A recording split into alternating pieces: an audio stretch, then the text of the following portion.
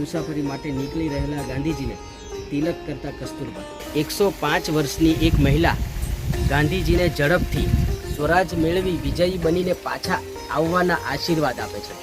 મુસ્લિમ સમાજના સભ્યો ગાંધીજીને મળીને આ સંઘર્ષમાં પૂર્ણ હૃદયથી ટેકો આપવાની ખાતરી આપી.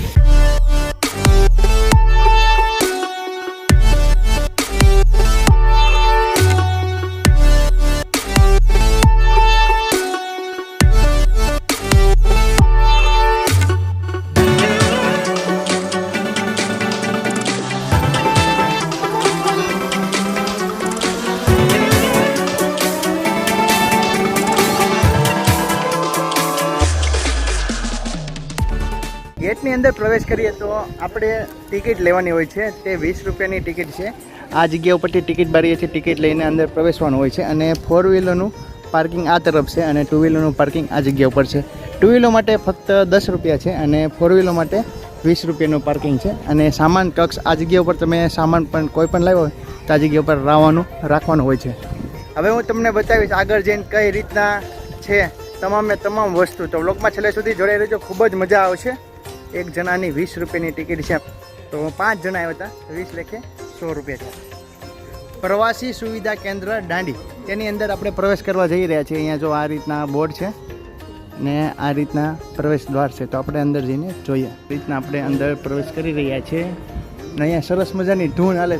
કઈ ધૂન હાલે છે? સીતારામ સીતારામ સીતારામ સીતારામ રામ રામ સીતારામ. હવે આ રીતના કંઈક આવ્યું છે સત્યાગ્રહ પ્રદર્શન, તો આપણે જઈને જોશું. આ રીતના તમામ માહિતી આ બોર્ડમાં લખવામાં આવી છે. એવું એક બોર્ડ નહીં, એવી ઘણી બધી જગ્યાએ બોર્ડ મારેલા છે.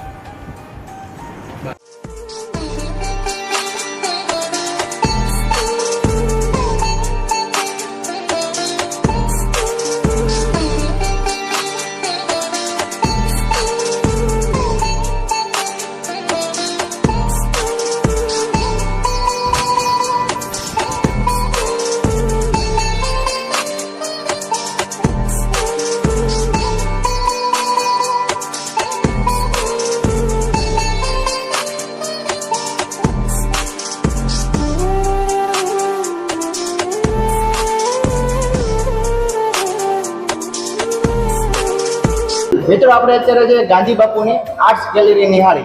તો આમાં કઈ પોસ્ટર છે, શેનું મહત્વ દર્શાવેલું છે, તમામ આપણે જાણવાના છીએ. તો શું નામ તમારું? સુનિલ ગુપ્તા. સુનિલભાઈ આપણી સાથે છે, તો આ જગ્યા વિશે થોડીક માહિતી આપો. અંગ્રેજો દ્વારા છે ને મીઠા પર 2400% કર નાખવામાં આવ્યો હતો, જેના મતલબ પૂર્ણ સ્વરાજ જે ગાંધીજીનો મતલબ જે પૂર્ણ સ્વરાજનો આંદોલન હતું તેના ભાગરૂપે ગાંધીજી દ્વારા પોતાના 80 સત્યાગ્રહીઓને લઈને મતલબ અમદાવાદથી સાબરમતી આશ્રમથી છેક નવસારીના દાંડી સુધી 390 કિલોમીટરનું અંતર કાપીને તેઓ 5 એપ્રિલ 1930ના રોજ અહીં આવ્યા હતા અને 6 એપ્રિલ 1930ના રોજ તેમણે ચપટી મીઠું ઉપાડી મીઠાના કાયદાનો ભંગ કર્યો હતો, જેની યાદમાં અહીં સરકાર દ્વારા ગાંધી મેમોરિયલ બનાવવામાં આવ્યું છે. આપણે જોવા જઈ રહ્યા છીએ અહીંયા ખાડી બંદર, અલગ અલગ કપડાં જે અહીંયા રાખવામાં આવેલા છે, તો તમામ માહિતી આપો છો. ચાલો મારી સાથે.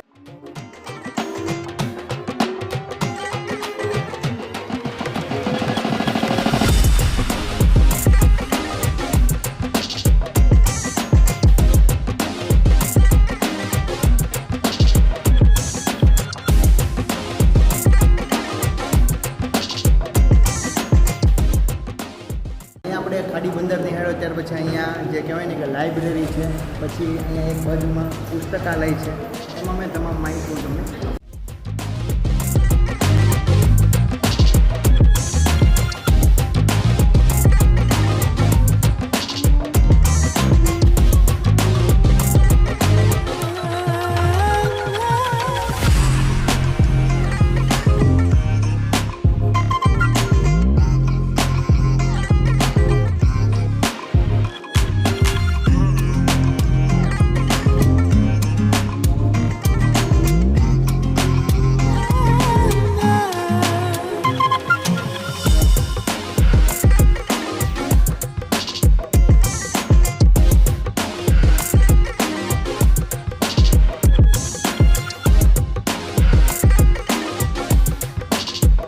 સર્વપ્રથમ ગેટની અંદર એન્ટ્રી કરશો તો અહીંયા 3 સરસ મજાના વાંદરા દેખાડેલા છે કે એક નહીં ખરાબ બોલવાનું, નહીં ખરાબ જોવાનું, નહીં ખરાબ સાંભળવાનું, એમાં 3 જે આપણને સૂચવે છે.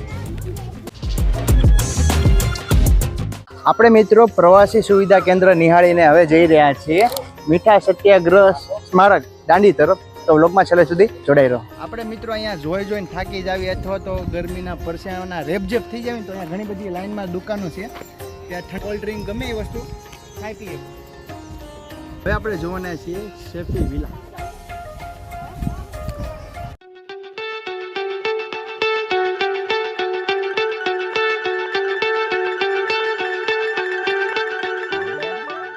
આપણે મિત્રો સેફી વિલામાં પ્રવેશ કરી ચૂક્યા છે. અહીંયા જે ગાંધી બાપુ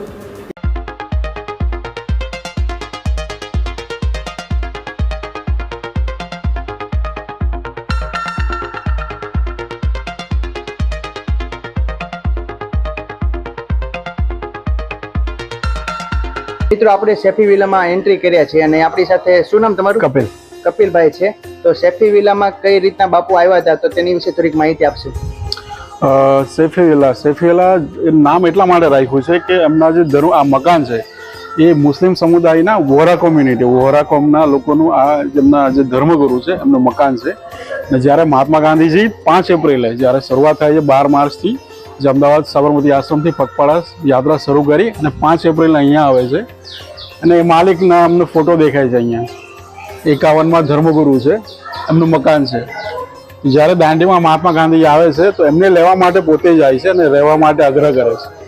તો મકાનમાં રોકાય છે મહાત્મા ગાંધીજી. અને આ સોલ્ટ પેન છે.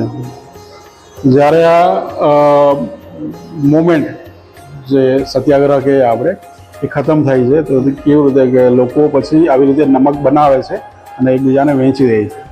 તો એનો હેતુ શું હતો દાંડીકૂચનો કે નમકના કાયદો એને તોડવાનો હતો કે નમક ઉપર જે 14% ટેક્સ હતો ટેક્સને દૂર કરવા માટે આ સત્યાગ્રહની ચળવળ ચલાવવામાં આવી. તો આ સત્યાગ્રહની પછી એ લોકો જ્યારે મહાત્મા ગાંધીજીએ દાંડીકૂચ પૂરી કરી, નમક ઉપાડ્યું એટલે લોકો પછી આવી રીતે વાસણમાં ખારું પાણી નાખી અને ઉકાળે અને પછી મીઠું બનાવીને લોકોને ટેક્સ ભર્યા વગર આપી દે. આવી રીતે લોકો નમકનો ભંગ, કાયદાનો ભંગ કરે. જવાહરલાલ નહેરુ પ્રધાનમંત્રી બન્યા એ પછી અહીંયા મુલાકાત લીધી આ જગ્યાની. તો જગ્યાના આ જે મકાનનો માલિક છે એમને મળ્યા. અને મકાનના માલિકે શું કીધું કે હવે આ જે બંગલો છે, મકાન છે એ દેશને સમર્પિત કરી દીધું. તો ત્યાર પછી આ મકાને નેશનલ હેરિટેજ એને જાહેર કરવામાં આવ્યું. આ પહેલાં આ ટાઈપનું હતું. આજે તમે સામે જોવો છો ને, કંઈ નહીં હતું, ખારી જમીન હતી, દરિયામાં ભરતી આવતી, ભરતીનું પાણી અહીંયા સુધી આવતું, એ સુકાઈ અને નમક બની જતું. તો આ દેખાય જૂનું મોડેલ એ મકાનનું. મિત્રો કેવી સરસ મજાની સરે વાત કરી, તો તમારો ખૂબ ખૂબ આભાર તમારો.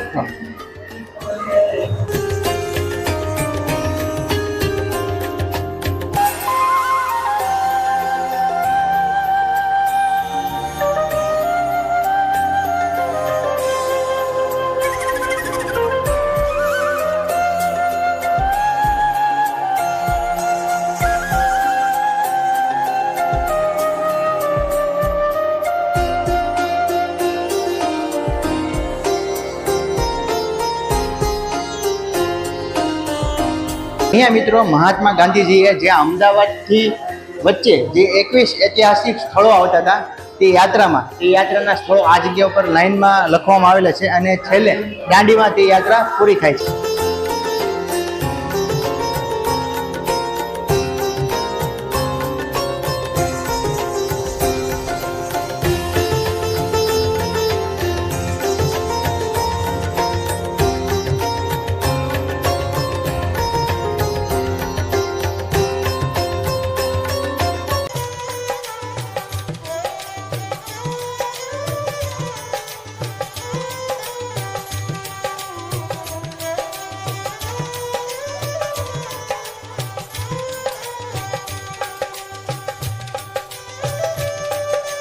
તો મિત્રો આપણે અહીંયા જોવા જઈએ છીએ કે ઘણી બધી એવી અલગ અલગ પ્રતિમાઓ જે આ જગ્યા ઉપર બતાવવામાં આવી છે. અહીંયા કૂચની પૂર્વ એક સાંજે સાબરમતીના નદીના તટ ઉપર 2000 લોકો સમક્ષ જાહેર બેઠકને સંબોધન આપતા ગાંધી બાપુ દર્શાય છે. સત્યાગ્રહ કાજે મુશ્કેલ પણ સાદગી ભરેલી મુસાફરી માટે નીકળી રહેલા ગાંધીજીને તિલક કરતા કસ્તુરબા.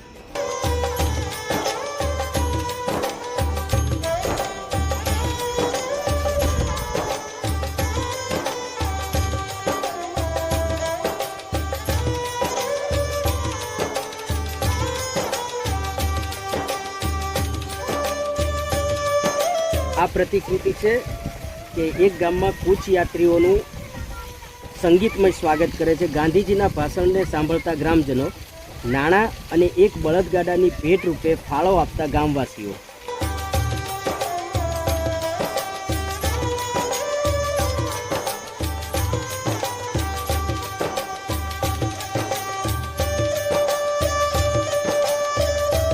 પંડિત ખરે એક યાત્રી રોજ સાંધ્ય પ્રાર્થના કરાવે છે. 105 વર્ષની એક મહિલા ગાંધીજીને ઝડપથી સ્વરાજ મેળવી વિજયી બનીને પાછા આવવાના આશીર્વાદ આપે છે.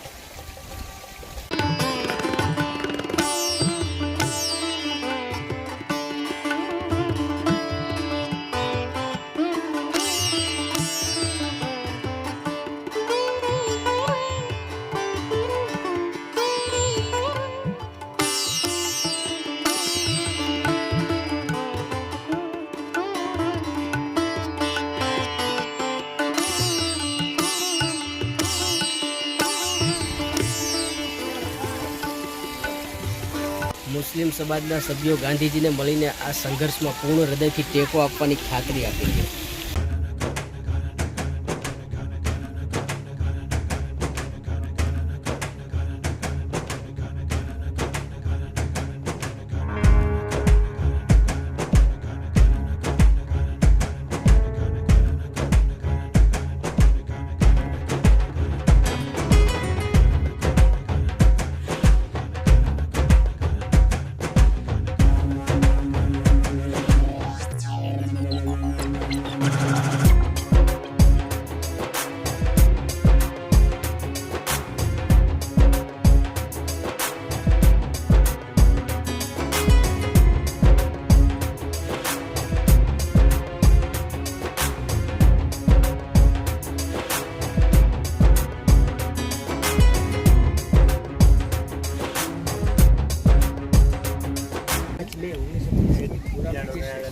સશસ્ત્ર પોલીસની ટુકડી સાથે મધ્યરાત્રિ કરાડી મટવાડ ગામની ઘાસથી જ બનેલી ઝૂંપડીમાંથી ગાંધીજીની ધરપકડ કરે છે. તેમને યરવડા કારાગૃહમાં લઈ જાય છે.